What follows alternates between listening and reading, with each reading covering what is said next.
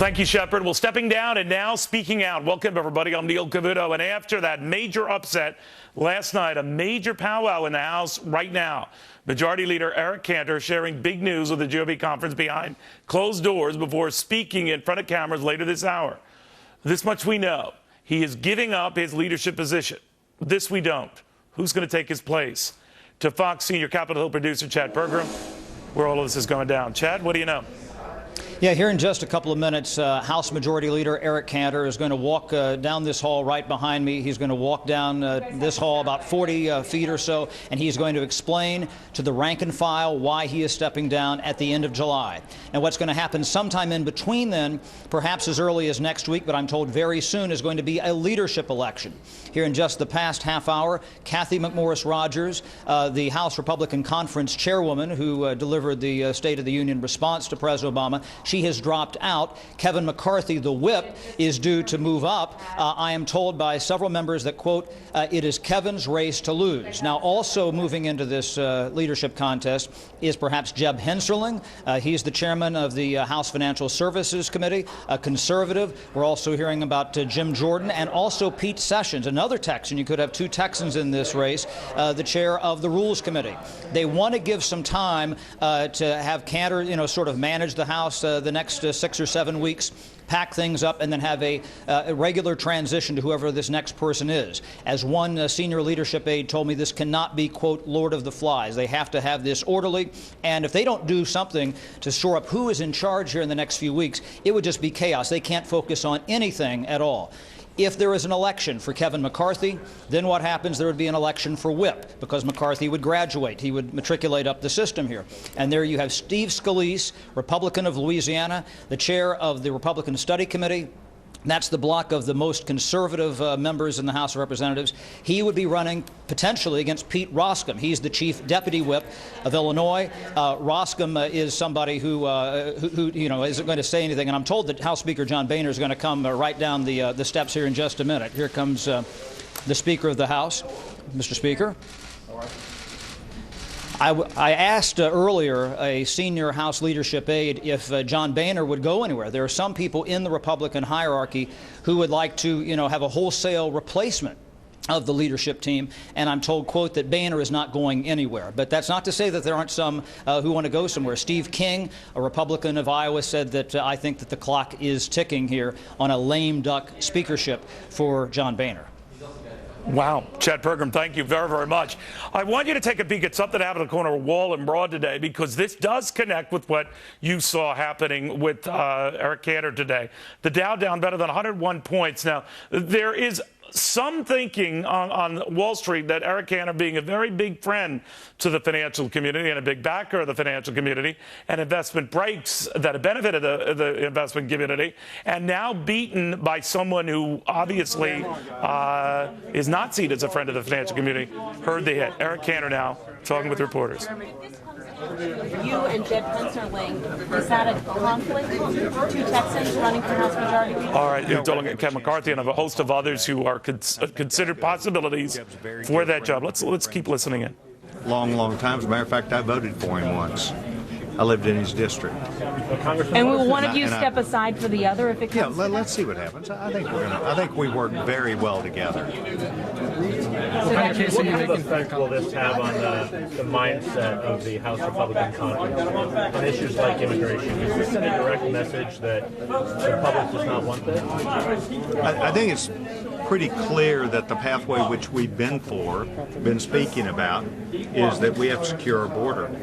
And years ago, when Denny Hastert was Speaker, we went down to the border and made it a big issue. And we not only talked about securing the border, but then a bunch of Americans decided they would go and help out the federal government. And then sooner or later, the Bush administration decided they needed to really do their job. I think this administration needs to be prodded and reminded that our entire sovereignty of the United States is at risk if we do not secure our border, north, south, east, and west, and that the things which are occurring at our border must be stopped and must be controlled right now before we do anything else that encourages people to come here or we talk about those things. On a scale of Border security is a 10 out of 10. On a scale of 1 to 10, how big of a political shock was this defeat of Leader Cantor? I think it's a huge surprise. 1 to 10. I think it's a huge surprise. Look, as chairman of the National Republican Congressional Committee,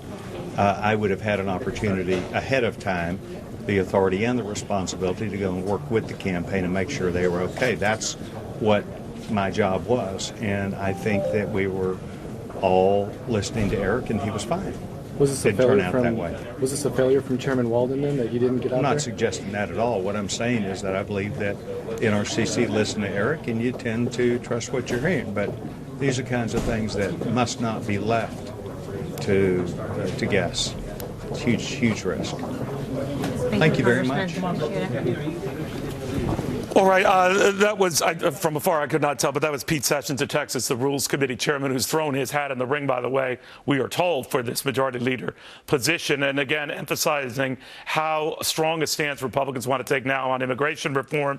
As you know, one of the key reasons that has been listed for Cantor's defeat was what some party hardliners have claimed was a too soft position on immigration reform. Be that as it may, obviously, Congressman Sessions indicating that Republicans are going to hold fast and tight to very tough border security reform as part of any immigration reform package, which looks at best dicey this year. Well, after Eric Cantor's loss, a lot of folks are searching for answers. Could it be because of answers like these from Cantor?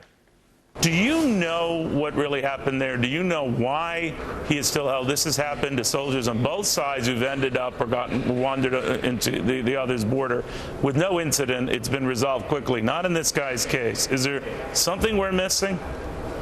Neil, I don't really know enough that I could comment on that. So if you were president, I'm just saying, and wondering why it's lasting so long, any ideas what our president should do to resolve it?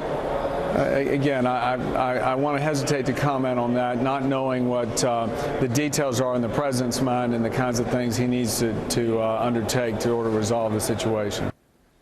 Well, that might have been a very cautious and reasoned response to the dust-up over the capture and confinement of a U.S. military figure in Mexico. But that reaction riled a lot of conservatives and did rile many Tea Partiers and was among some of the reasons listed for the concern that maybe Eric Cantor wasn't on their page. To Gretchen Amel, who says that's part of the problem. Gretchen, what do you make of all this? Well, I think, what you pointed out here is someone who was lacking conviction in a message. And I think when it comes to things like immigration reform and some of the other issues that Cantor was pushing for, he was pushing for an agenda in Washington that didn't actually match his district. He had a very conservative district that had been carved out that he thought he didn't have to worry about getting reelected in. He had an agenda which he pushed here in Washington that he didn't stand by with a lot of conviction, that he didn't forcefully own and then go and sell. And I think a lot of people look at that for a reason to why he ultimately lost last night. I was talking to a brokerage chairman today, Gretchen, on a phone, who said, well, we lost a friend today. When I was trying to pursue, well, what do you make of the guy who beat him? He said, well, this is the guy who said in the race that Eric Cantor was for Wall Street and I am for Main Street. So the feeling from the financial community, whether it's justified or not, is that they have indeed lost a friend or someone who was sympathetic, if not empathetic, to them. What do you make of that? Well, I think his challenger, the one who ultimately defeated him, took a popular talking point and used it to his advantage. Now, whether he actually comes to Washington and votes that way and doesn't vote in favor of Wall Street or doesn't vote in favor of businesses or business-friendly environments is another question. I think he was trying to take advantage of a popular talking point and using it down in the district because he was in the district. When Cantor was here in Washington, he had become part of Washington. He was part of the leadership here. He was part of the culture here. And what he needed to do, his opponent, Brad, needed to show the contrast between him and Cantor, and that is a prime talking point a lot of people use. Absolutely. Gretchen, thank you very much. We are about 20 minutes away from hearing from Mr. Cantor himself, what does he make of this? What are his plans now? We're told he has ruled out a write-in campaign.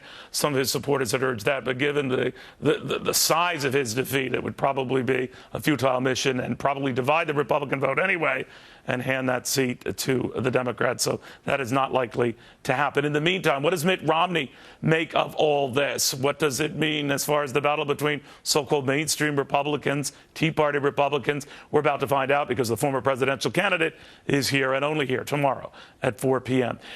Meanwhile, veterans, they're still dying. And in the Senate, they're still debating. What's wrong with this picture?